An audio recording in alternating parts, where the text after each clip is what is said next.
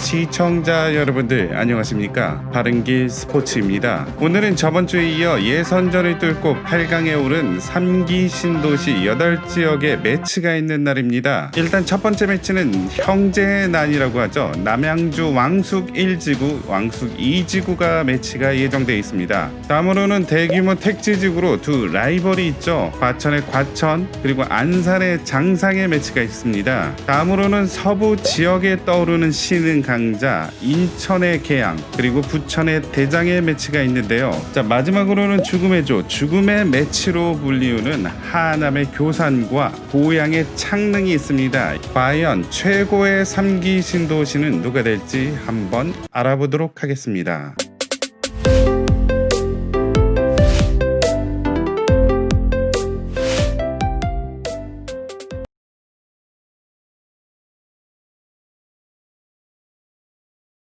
비교하기 편하게 3기 신도시를 4그룹으로 나눠봤는데요. 왕숙 1, 2도 보시면 같은 왕숙 지역이지만 거리가 좀 됩니다. 그래서 이렇게 두 개로 한번 묶어봤고요. 신도시는 아니지만 대규모 택지 개발지구 과천의 과천과 안산의 장상을 한번 묶어봤습니다. 그리고 서부 지역에 인천의 계양, 부천의 대장을 한번 묶어봤고요. 나머지 고양 창릉과 하남 교산 해가지고 이렇게 4그룹으로 나눠서 비교를 해봤습니다.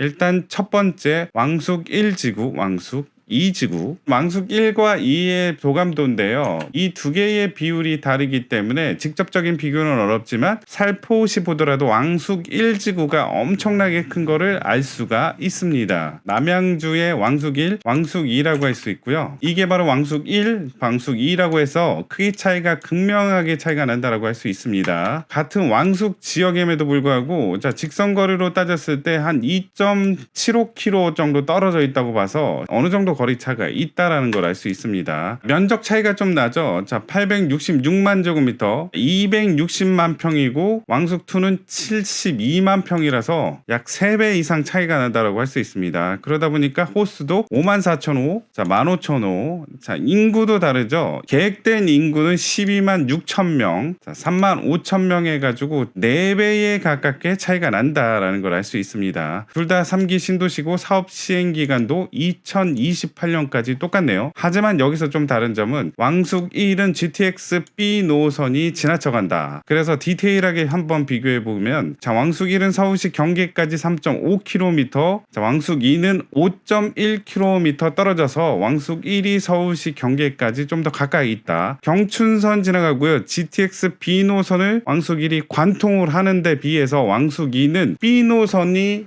인접해 있다라는 걸 알 수 있습니다. 그에 반해서 경의 중앙선 같은 경우는 반대로 돼 있죠. 왕숙 1은 인접해 있고 경의 중앙선은 관통한다. GTX B 노선은 왕숙 1을 관통을 하고요. 경의 중앙선은 왕숙 2를 관통을 한다라는 얘기입니다. 자, 둘 다 관통하는 열차가 다르지만 GTX B가 좀 더 영향력이 있겠죠. 그리고 추가적으로 왕숙 1 같은 경우는 4호선 연장 진접선도 약간 걸쳐 있다. 8호선 연장 별내역도 생긴다면 자, 왕숙까지도 별내역. 자, 왕숙 2 같은 경우는 진건역이나 구리 도매시장역이 좀 가깝다라고 할 수 있겠죠. 둘 다 공통점으로 남양주 별내나 다산 진건 지금 간접 2지구에 인접해 있어서 기존의 신도시와 더불어 시너지 효과를 누릴 수 있겠다. 그게 바로 왕숙 1, 왕숙 2다라는 얘기죠. 자, 그렇다면 크기가 더 크고 GTX B 노선이 관통하는 왕숙 1이냐 아니면 경의중앙선이 관통하는 왕숙 2냐. 자, 둘의 매치의 결과는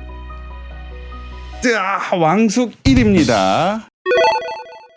라운드 2. 자, 둘의 조감도를 보자면 둘 다 길쭉하게 되어 있는 장방형 토지라고 할 수 있겠습니다. 안산의 장상도 이렇게 길쭉하게 되어 있네요. 일단 서울 쪽에서 가까운 곳은 과천의 과천이라고 할 수 있고요. 자, 안산의 장상은 요쯤에 위치해 있네요. 자, 왼쪽은 과천의 과천이고요. 오른쪽은 안산의 장상입니다. 면적으로 보자면 과천은 47만 평, 안산의 장상은 67만 평 해가지고 일단 약간 더 장상이 크다라고 할 수 있습니다. 자, 그러다 보니 그러니까 호수로 따졌을 때는 7,500, 자 14,500가 되겠고요. 인구도 18,000명, 33,000명 해가지고 안산의 장상이 크기도 크고 인구도 많고 호수도 많다라고 할 수 있습니다. 크기 차이로는 1.5배가 안 되는데 인구는 대략 2배 정도 차이가 나는 걸 보니까 인구 밀집은 안산의 장상이 더 많다라고 할 수 있겠습니다. 사업 시행 기간은 25년까지 26년까지이고요. 자, 그래서 디테일하게 살펴보자면 과천시청까지 1.7km 걸리고 장상은 안산시청까지 5km. 자, 둘 다 서울시 경계에 인접해 있지만 과천 같은 경우는 서초구 경계에 인접해 있다라는 거죠. 지하철역으로 보자면 과천 같은 경우는 4호선 선바이역, 경마공원역, 대공원역에 인접해 있다. 빗금친 부분이 과천의 과천인데요. 요걸 좀만 확대하면 북쪽에는 선바이역, 자 그리고 중간쯤에는 경마공원역,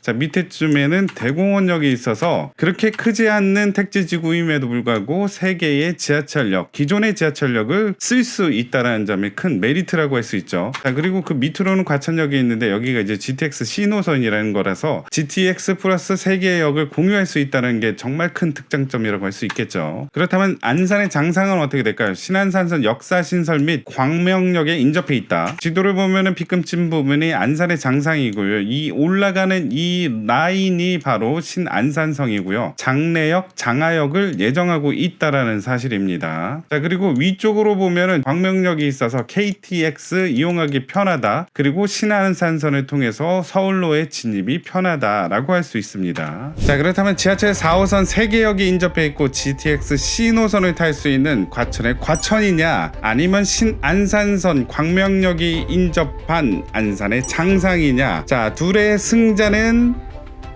자 과천의 과천입니다.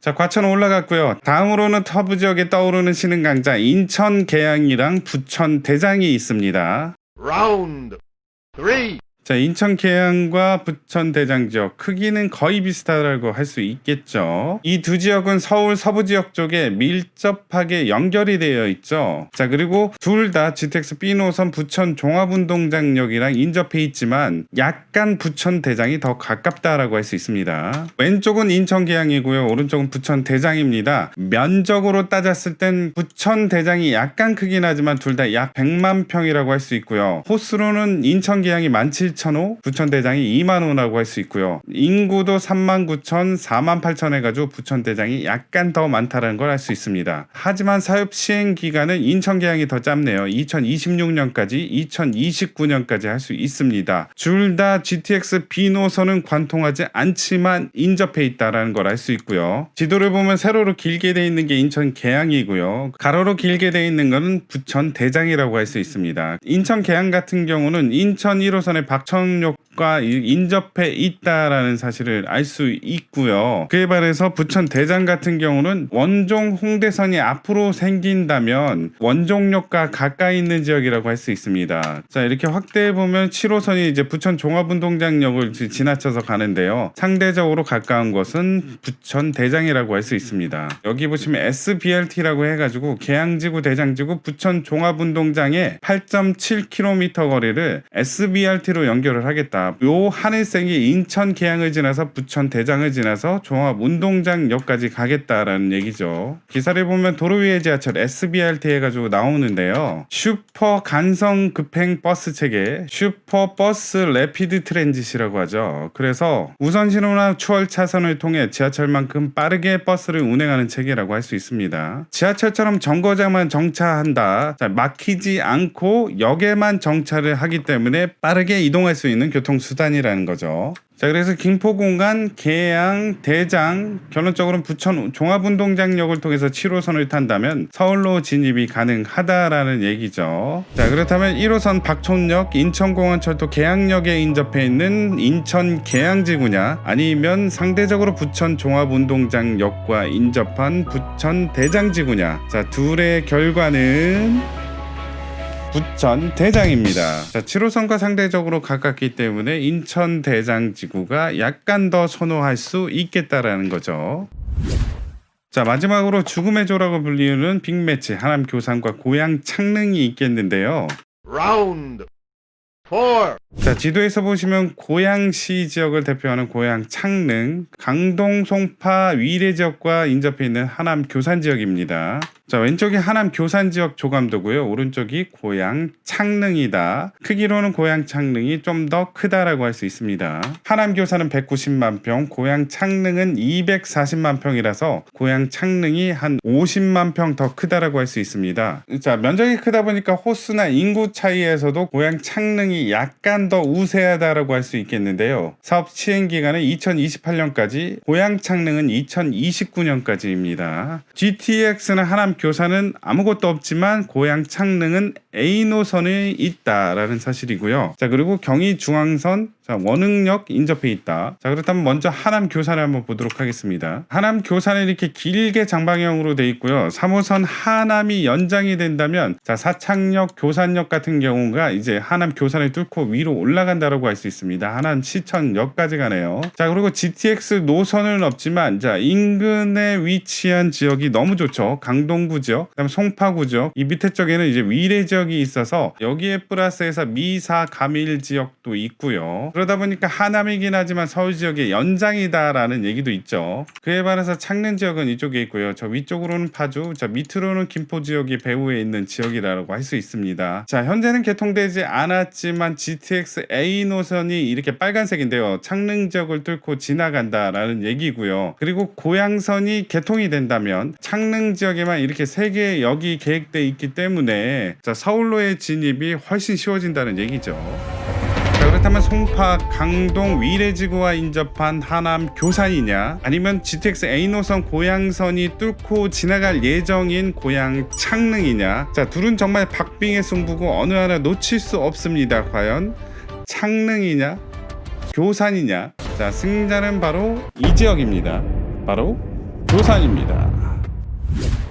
자, 이렇게 4강이 만들어졌네요. 왕숙 1과 과천이 대결을 하겠고요. 자, 대장과 교산이 대결을 하겠네요.